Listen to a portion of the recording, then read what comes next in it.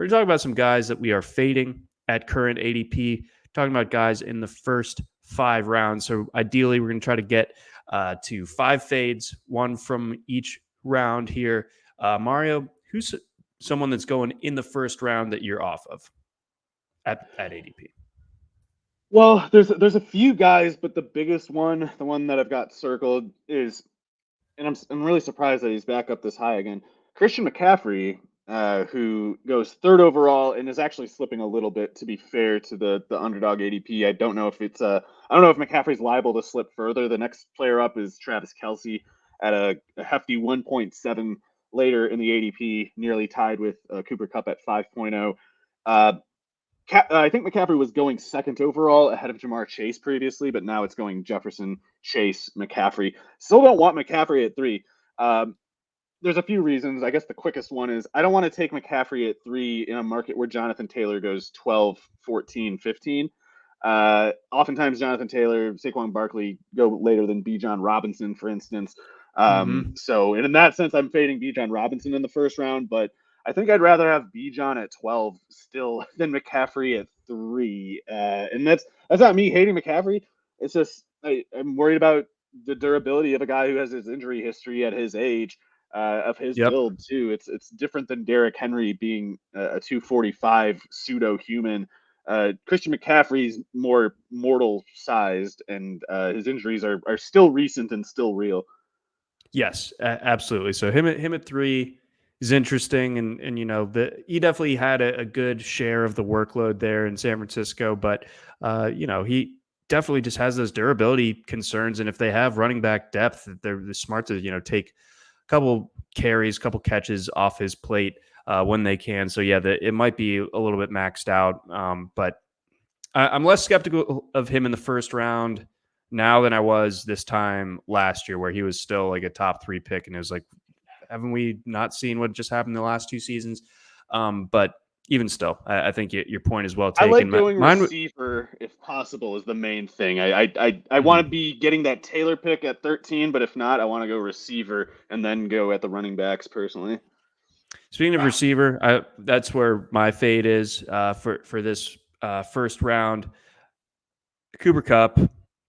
It's not just all like a penalty off of last year, but I do feel like the Rams are in general a team that is going to struggle again this year. Maybe not to the extent that they did in 2022, but I do worry about that offense in general. I worry. I guess the further that we get into the offseason and the less we hear that Stafford's retiring, then you have to assume that at least that factor will be there in place for him. But I'm just not spending a top 5 pick on Cooper Kupp, and that's where he's at. I'm taking Tyreek Hill over him. I would even take Stephon Diggs over him.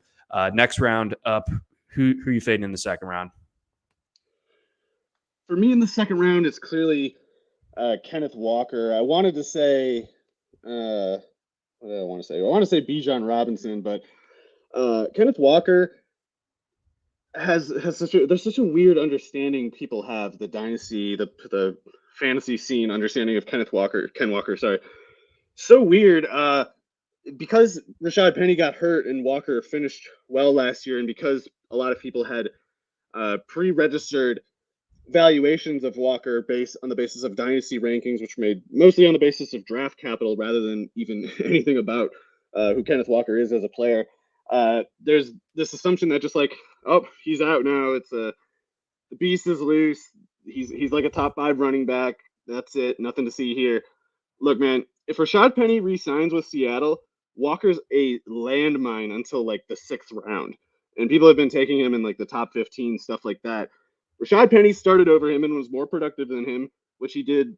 He was also more productive the year prior before he got hurt with a season-ending injury, and now he's a free agent who is old and has recent injury. Not old truly, but he has an injury history.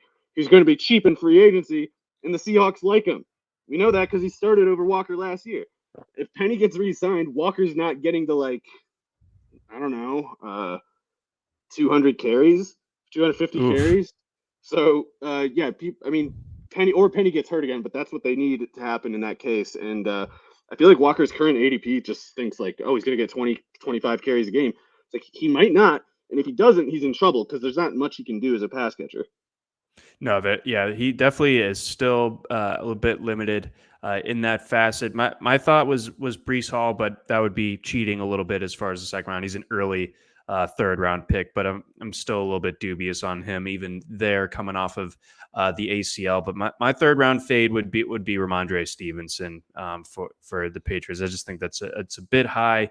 I think the offense isn't going to be fixed necessarily. I think that there were some things last year that he benefited from because the offense was so busted. I think that this year it looks different, and I think last year was like definitely going to be his high watermark as far as pass catching goes. It's not an awful pick, but it's one that I'm not making very often in the third. Yeah, I agree. Stevenson seems like a really good player, but some of the on pace for type stats that people have noted with him over recent snapshots of his career were clearly unsustainable in each case, but they sort of just kind of stayed baked into his legend, and like he's still getting picked in fantasy off of an 80-yard preseason touchdown. So Yeah, Stevenson's a good player, but he's also one of those guys that too many people have wanted to see their fan fiction come to life through for so long that it's just like irresistible. But yeah, I would like to see the Patriots offense look solvent. That would do a lot for me to get over Stevenson because I want to buy in. But I'll say Deebo Samuel. I think he's an awesome player, but going in the top 32 picks, we don't know. I am assuming anyway that Trey Lance will be starting for the 49ers, and I don't think that bodes that well for the pass attempt volume. And with the durability concerns that Debo has, even aside from the nature of his work, I mean, he got hurt a decent amount even at South Carolina, where they didn't use him as a running back. it's a I'm bad just injury worried. too. I'm worried that there's a good amount of risk there with Debo and not enough upside to make it worth it. Even though I think he's, a total maniac.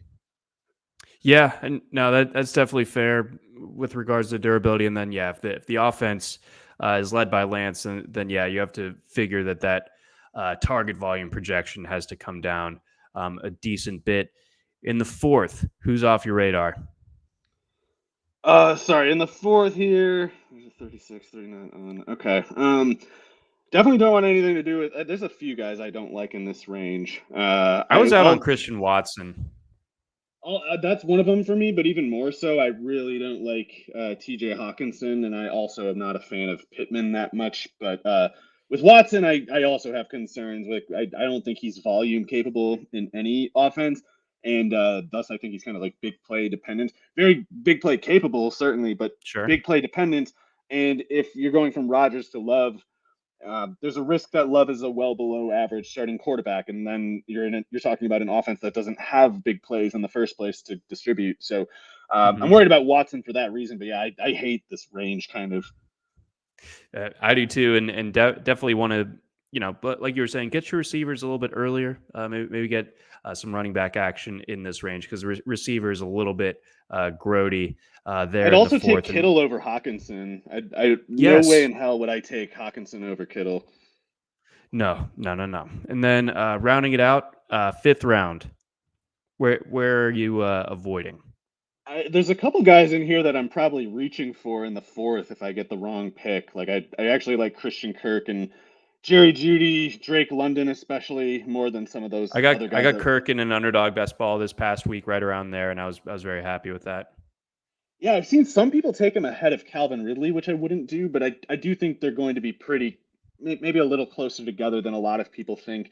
Um, Even DJ Moore in this range, I really want to find guys like him, Terry McLaurin. I want to believe it's always just like the quarterback question, but I feel like they're better players that have no worse of quarterback questions than certainly Watson and Pittman in the round before. Anyway, to answer this stupid question, or sorry, to give you my stupid response to a perfectly fine Hey. question. I'll go with Godwin at 49.9 because I think Godwin's awesome, but with with Kyle Trask at quarterback, I just even if Evans is gone somewhere else, it's like Godwin's target volume is already maxed out. I feel like only thing that can happen if Evans leaves is Godwin's efficiency starts to fall off.